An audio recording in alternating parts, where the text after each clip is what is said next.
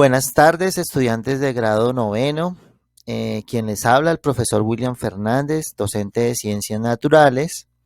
Este video tiene la intención de hacer una pequeña explicación general de toda la sesión 15 de Ciencias Naturales para la guía número 3.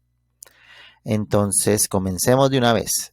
¿Cuál es el objetivo de la guía? Su mercedes se dan cuenta que dentro de la guía me va a salir un momentico aquí para irme directamente a la guía. Ustedes van a estar ubicados en esta sesión, ¿cierto? Que es la sesión número 15, que tiene que ver con ciencias naturales, la cual de alguna forma pues deben estar trabajando el día de hoy. Bien, pero ustedes siempre van a encontrar aquí una información que les va a permitir poder desarrollar o toda la guía o parte de la guía o de los puntos que se les propone dentro de la guía. Entonces comienza con un ¿sabías qué?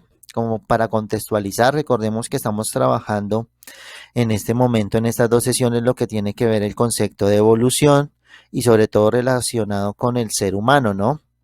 Entonces aquí hay un concepto que es la selección natural, cómo actúa, la relación entre variación física, es decir, esa variación de esos rasgos físicos con lo que en las guías pasadas, en las anteriores, hablábamos sobre variabilidad genética y digamos con relación a poblaciones, es decir, miembros que hacen parte de una misma especie, ¿sí? O conjunto de miembros que hacen parte de una misma especie. En este caso, la lectura que yo les propongo es una lectura que tiene que ver con el ser humano y cómo, digamos, una característica de ser tolerante o no a la lactosa hace parte, digamos, de esos procesos o de esos cambios que son heredables y los cuales de alguna forma pues se han mantenido con el tiempo porque pues resultan beneficiosos de alguna manera para pues esa especie, en este caso al ser humano. Entonces aquí hay una lectura pequeña como introductoria como para que la realicen y luego de eso aquí hay como una pequeña explicación de los mecanismos de evolución y pues en este caso pues nos enfocamos a uno de ellos, son varios, son 4 mecanismos, pero en este caso para esta guía vamos a trabajar este mecanismo, la selección natural. Bien, entonces ahí estamos ubicados con relación a la guía.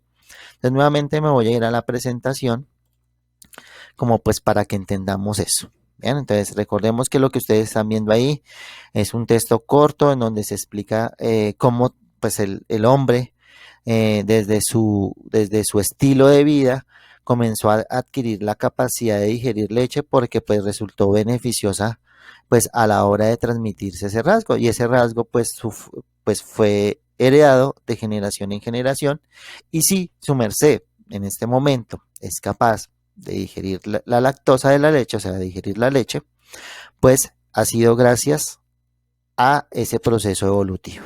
Bien, y aquí pues nos hace una pequeña explicación. Observen la situación. Entonces tenemos un ambiente en donde tenemos dos tipos de polilla de colores diferentes, una polilla más clara, una polilla más oscura, ¿cierto? Las cuales pues de alguna manera pues en un ambiente sin polución pues las polillas oscuras resaltan contra las corteza en cambio y pues son comidas, ¿cierto? Ahora si hay polución pues todo lo contrario, entonces esto se comienza a oscurecer y ahora las que resaltan pues son ¿quiénes? Pues las polillas que son más claras que de las oscuras. Luego eso puede ocurrir es que pues como hay un factor determinante que está relacionado con con el color de las polillas, ¿cierto? Entonces puede ocurrir dos cosas. De las polillas, digamos, comienzan a adaptarse de tal manera que pues, la polución, ese cambio externo, hace que pues las que tienen, digamos, ese rasgo que es más beneficioso en esas condiciones, pues comiencen a producirse más. ¿Sí? Las polillas oscuras pues sobreviven porque pues ya se pueden camuflar mejor frente a una corteza que ocurría inicialmente, hay un cambio y mientras que la población de polillas blancas disminuye. Y pues lo que hace es que la nueva población pues sea mayoritariamente pues aquella que tiene ese rasgo beneficioso. Digamos, eso es lo que ocurre en términos sencillos en la selección natural y es lo que en parte de la sesión vamos a pues a trabajar, ¿no? Entonces, lo primero que se pide es una acción de comprensión lectora. Es decir, ustedes leyeron muy bien el texto, ¿cierto? Entonces la pregunta es, ¿cuál es la relación del concepto de evolución entendiendo la evolución como un cambio que se da durante pues una cantidad de tiempo gigantesca en la cual permite el crecimiento y el desarrollo de nuevas especies, ¿cierto? Que pues van adquiriendo, digamos, todo eso que se va modificando durante el transcurso del tiempo. Es una explicación de selección natural de transcurso de tiempo corto, pero realmente, digamos, todo ese proceso en donde una de esas dos especies que tienen esas características sobrevive o un cambio fuerte de una especie para generar una nueva, pues se hace durante ese proceso de evolución. Entonces, evolución siempre lo vamos a relacionar con esas palabras. Entonces, son cambios que se dan durante tiempos largos, en donde hay un desarrollo, en donde hay un crecimiento y en donde pues permutan, digamos, aquella condición en donde pues hay una manera, digamos, como el objetivo en este caso es sobrevivir a unas condiciones que se presenten de manera externa. Y pues aquí hay un texto, digamos, que habla sobre cómo digamos, como una relación, en este caso la capacidad de digerir la lactosa de la leche, pues está relacionada con esos cambios que se dan con el tiempo, que permiten que de alguna manera el crecimiento y el desarrollo, en este caso del hombre, ¿cierto? Entonces la idea es que con sus propias palabras ustedes intenten explicar ¿cuál es esa relación entre esos dos conceptos? Entre el concepto de evolución y entre lo que quiere dar a entender el texto. Puede ser un párrafo, digamos, no muy largo, pero sí un párrafo que tenga en cuenta esa relación. ¿Que hay una respuesta correcta única? No. Nuevamente yo les voy a encasillar acá porque ustedes piden que se les dé una respuesta única. No, porque cada uno pues da su relación de acuerdo a lo que entiende. Lo que sí quiero es que intenten hacer la relación.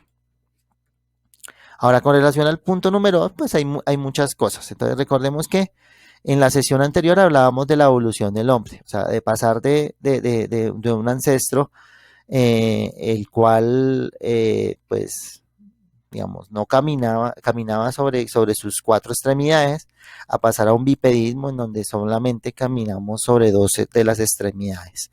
Y pues un cambio fisiológico, un cambio de muchas cosas, ¿no? También desde lo cultural desde nuestros antepasados anteriores hasta pues la especie que hoy conocemos como el ser humano, ¿no?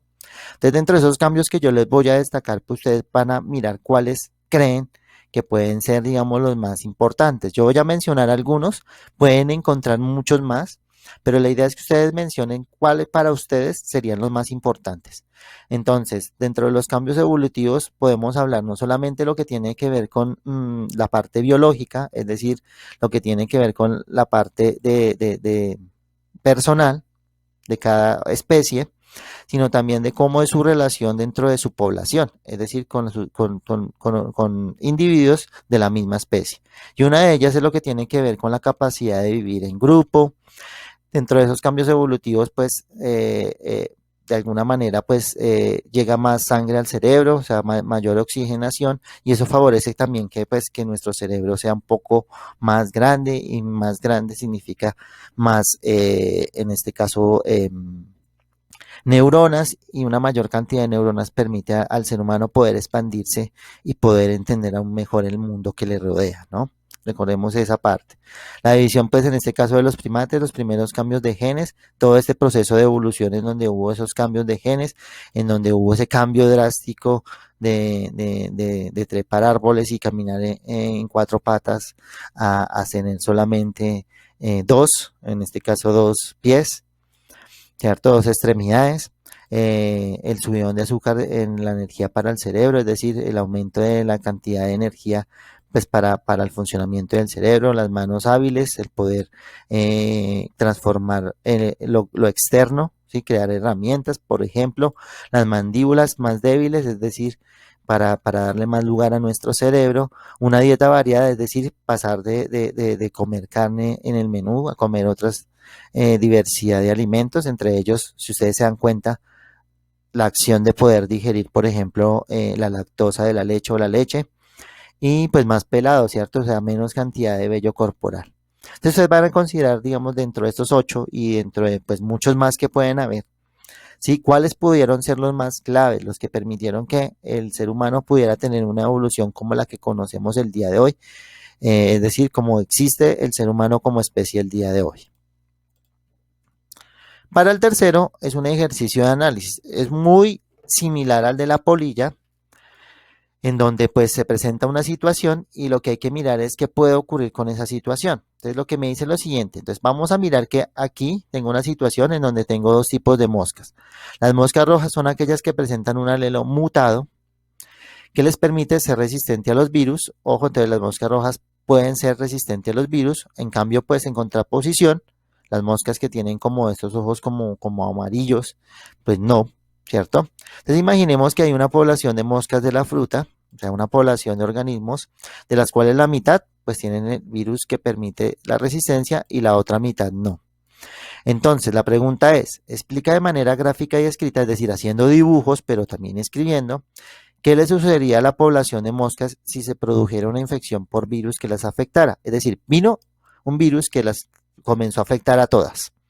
Luego de que transcurrió un tiempo, o sea, de que pasó generaciones y generaciones en donde se vieron afectadas por el virus, oh, qué coincidencia, el ser humano con el coronavirus, ¿no? ¿Sí? Luego de transcurrido un tiempo, ¿qué ocurriría con su población? En este caso, si la capacidad, digamos, de resistencia, es decir, esa capacidad o esa mutación que se dio en sus genes, fuera un rasgo heredable con el tiempo. Entonces yo le voy a presentar como una explicación que hice, como para que se puedan asociar. Entonces imaginemos que tenemos la población, entonces aquí hay una variabilidad. Si se produce un virus, entonces acá se hace, digamos, como la imagen del virus, pues obviamente lo que va a hacer es que pues, va a intentar afectar a todas, ¿cierto? Entonces va a afectar tanto a las que se pueden ver afectadas con el virus como a las que no. Entonces las moscas que tienen la mutación, en este caso, pues sobreviven, ¿cierto? Aquí en este caso, pues estoy cambiando mi coloración, no es la misma que tengo anteriormente. En este caso, las moscas rojas son las que no tienen esa mutación de virus resistente, las moscas amarillas. La idea es que ustedes puedan adaptarlo pues a la explicación que quieran dar. De las moscas que tienen la mutación, pues sobreviven. Las diferencias, pues en este caso, afectan la supervivencia. ¿Por qué? Pues esta mutación comienza a ser heredada de padres a hijos, lo cual produciría que haya una mayor frecuencia, es decir, una mayor cantidad de población de aquellas moscas que tienen esa mutación que les permite ser resistente a los virus. Y eso es lo que vemos al final. Al final, lo que vemos es que esos cambios que permiten esa supervivencia, pues son heredables. Y eso es lo que relacionamos con selección natural, ¿no? Entonces la selección natural es aquella que actúa sobre los rasgos físicos y esos rasgos físicos me indican esa variabilidad genética en donde, digamos, en principio, pues el más fuerte es el que sobrevive, es decir, es el que va a transmitir pues, sus genes a las descendencias, a sus descendencias. La pregunta número 4, digamos, como para terminar, tiene que ver con una pregunta para reflexionar. Aquí hay tres preguntas que pues pueden ir contestando, ¿no? Lo primero es que cómo el hombre afecta a la biodiversidad. Eso lo hemos visto mucho en, digamos, por noticias, lo vemos también nosotros mismos cuando pues conocemos qué está ocurriendo en esas regiones, como en el Amazonas y en el Chocó. Nosotros sabemos que esas regiones son de gran biodiversidad, es decir, existen muchos bosques, es parte selvática, etcétera. Y pues una de las maneras que hace el ser humano es talando árboles, destruyendo los ecosistemas que hacen parte, digamos, de esas dos regiones. Pues al destruir esos ecosistemas, ya sea para crear vías, para hacer, para expandir ciudades, para crear edificios, etcétera, pues lo que estamos es afectando a aquellos sitios en donde pues habitaban especies, como las plantas, como los animales que conviven ahí, y pues de alguna manera pues lo que hacemos es afectar la biodiversidad. ¿Por qué? Porque si ustedes se dan cuenta, como un virus puede afectar una población, pues el ser humano puede afectar también una población. Y lo que va a hacer es que dentro de esa población intente generar cambios que les permitan sobrevivir, es decir, adaptarse a la situación. En muchas ocasiones es tan el grado de afectación de esa situación, pues que esos rasgos o esas características que los permiten sobrevivir no son heredables y pues lamentablemente muchas de esas especies pues no se siguen generando o sea, reproduciendo y por lo tanto se extingue. Y eso pasa a la pregunta número 2, pues ¿qué relación tiene esto de afectar la biodiversidad con la extinción de muchas especies? Pues que esto va a haber un resultado final como el que ustedes observan en esta segunda imagen. Pasamos de una imagen en donde todavía existe, en una imagen en donde pues el planeta Tierra pues ha muerto muchas de esas especies que cohabitaban en esa biodiversidad. Y por último, ¿por qué la extinción de animales y plantas afecta negativamente? Pues observen la imagen que está acá. ¿Sí? Y recordemos que todos esos animales, que todos esos ecosistemas hacen parte de los recursos que nosotros como seres humanos tomamos para tener nuestra calidad de vida. Si nosotros extinguimos esos recursos, pues no vamos a tener pues la forma de sustentar esa calidad de vida y por ende, pues de alguna manera pues se va a ver perjudicado pues esa calidad de vida que nosotros tenemos, ¿cierto? Entonces, si yo pues comienzo a afectar esto, pues estoy afectando el ecosistema, estoy afectando también animales sobre los cuales, por ejemplo, en regiones como Amazonas y Chocó, la gente caza o de los cuales se alimenta para sobrevivir, pues esos animales si se extinguen, pues se pierde una de las fuentes de alimentos para esa sociedad. También ver que pues estamos afectando nuestro planeta Tierra directamente porque pues los árboles producen oxígeno y ese oxígeno permite que podamos tener una atmósfera que podamos respirar. También los árboles lo que hacen es disminuir el CO2 del medio ambiente y disminuir, digamos, ese efecto de calentamiento global que experimentamos, que afecta sobre todo nuestros climas, esa variabilidad de climas, de que hayan eventos climáticos extremos como huracanes, como tornados, como lluvias fuertes, como climas muy, pero muy cálidos, pues están afectando pues realmente pues eso que normalmente antes no se evidenciaba y por ende pues va a afectar. O sea, es decir, la extinción de animales y plantas afecta gigantescamente no solamente a nuestro país, sino al planeta Tierra.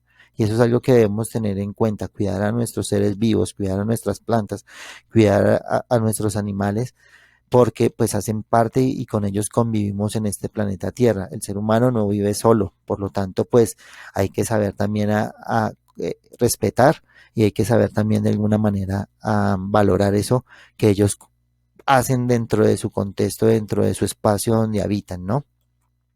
Entonces esa es como mi invitación. Aquí ustedes pueden resumirlo en una sola palabra, en un solo párrafo pues, que contemple las 3 preguntas. Lo pueden contestar pregunta por pregunta, como lo quieran realizar.